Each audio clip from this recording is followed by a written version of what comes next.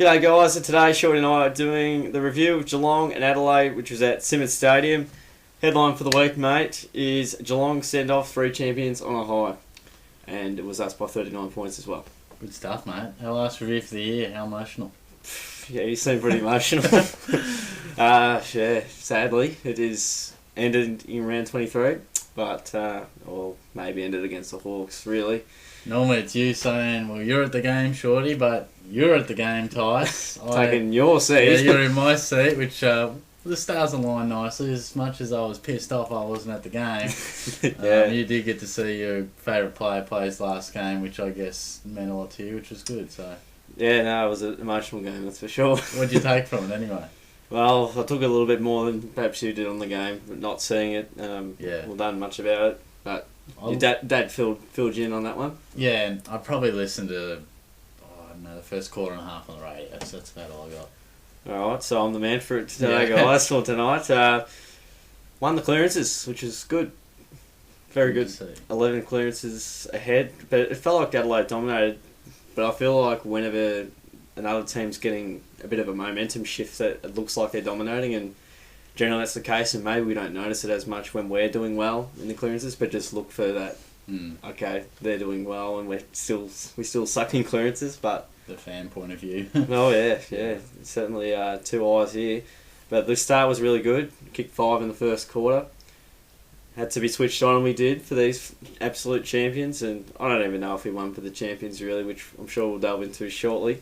I'm sure we will. Intriguing scenes.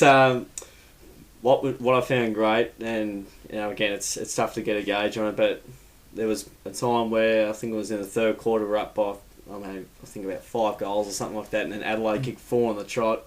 They eventually get it back to a point, and Jeff and I are just sitting in the seat just going, gee, this has just happened all year. We get out to a decent lead, we give it up. Happened a bit last year as well.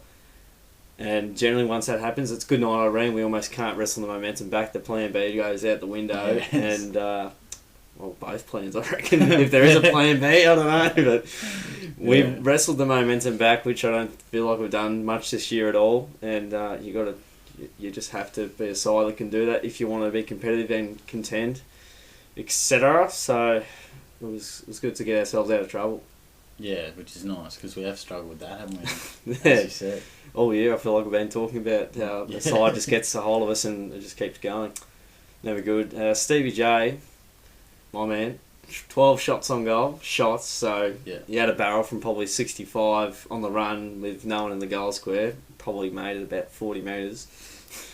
I think he did his hip flexor as well against Collingwood apparently. So hence the left barrel, and 2 goals, 6 out of it. So couldn't quite kick straight, but he got a few scores on the board. He unleashed the trick bag, Stevie, didn't he? Yeah. Kicks off the ground, falling on the ground, round the corner, torpedoes. Dropping chest marks. He had the lot. Yeah, you got to see everything on the day. And I guess on a negative front, a couple of things. I guess too many handballs. Quite often when Adelaide were doing well was when they were capitalising off the turnovers from us overusing the handball. And it's just so easy to pressure these days, and you don't see Hawthorn and West Coast just handball happy. They just kick it and kick well. So pretty simple there. And the kick inside 50 needs a bit of work. There was times, especially probably early on and throughout the game, that we just missed targets and didn't use the right option. So hopefully that can be worked on over summer. It'll need to be. Yeah, I'd like to think so, but mate, the big talking point is Adelaide and what they had to play for. A bit of a dead rubber. You had a few thoughts on it? Yeah, I mean, they didn't have anything to play for, did they, really? I suppose once North couldn't get the job done, I suppose. I mean, I guess because the Dogs had a bit of an upset, or Brisbane had an upset, it was intriguing how it all worked, but yeah, I don't know. I mean, I wouldn't be reading too much into what the actual result was, I guess. I mean, they're my sort of thoughts.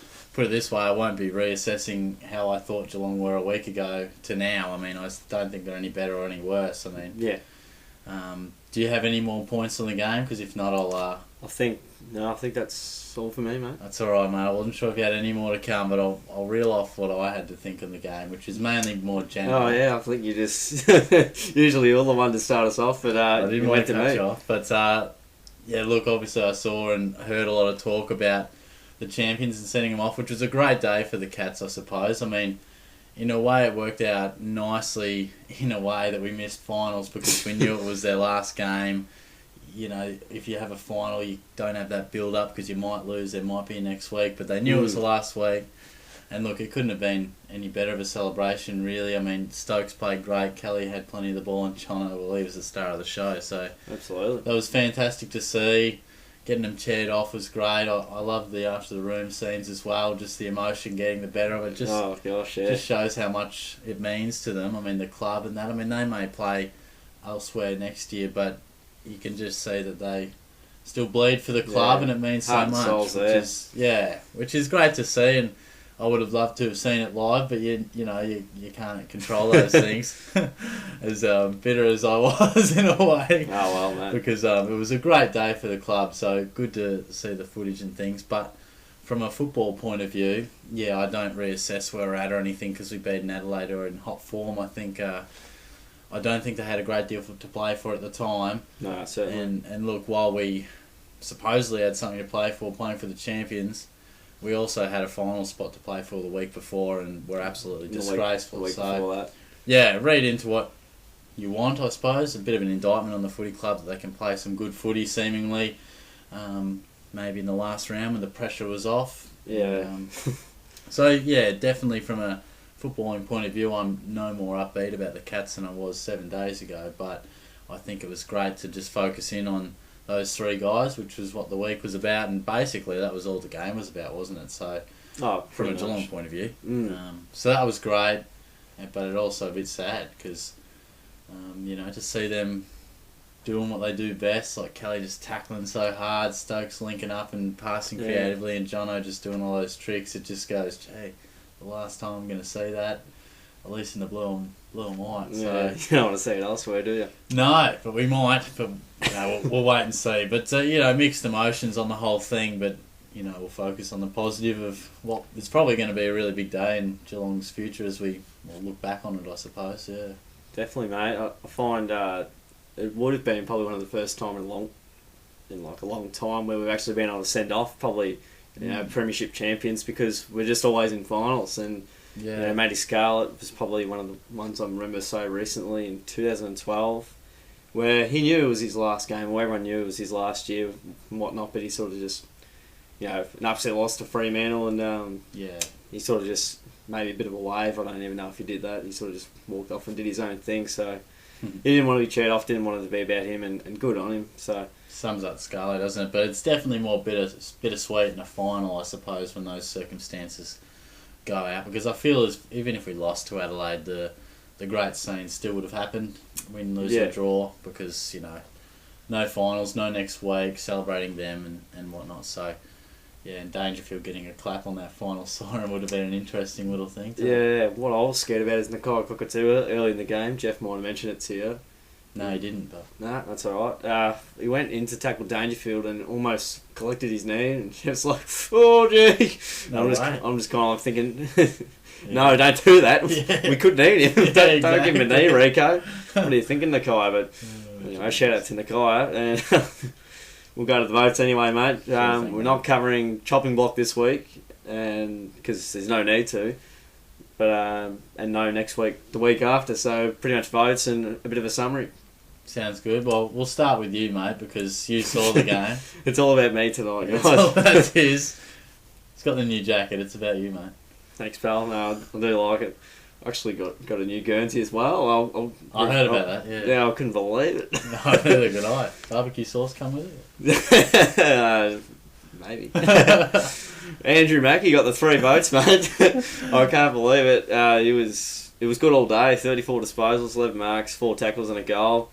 Equalled his career disposals. Nice. So he was exceptional and used the ball well. Kicked it brilliantly as he usually does. No pressure on him this week, so he was all good. And the goal he kicked, I can't remember if you've seen the highlights or not. Don't think you have, but the crowd goes absolutely nuts once he kicks it. I mean, because he intercepted the ball from one of the Crows defenders, and then it was almost like, even though there was 15 minutes to go on the clock on Fox Footy, the crowd was like, "This is game over." It was fantastic. So I'd love to show that highlight because it's damn good, and I reckon it'd be the type of goal you just get pumped about too. Your man and etc. 2 votes to Joel Seward, who can hold his head up pretty high here, I guess. The 34 disposals, 5 marks, 8 tackles and a goal.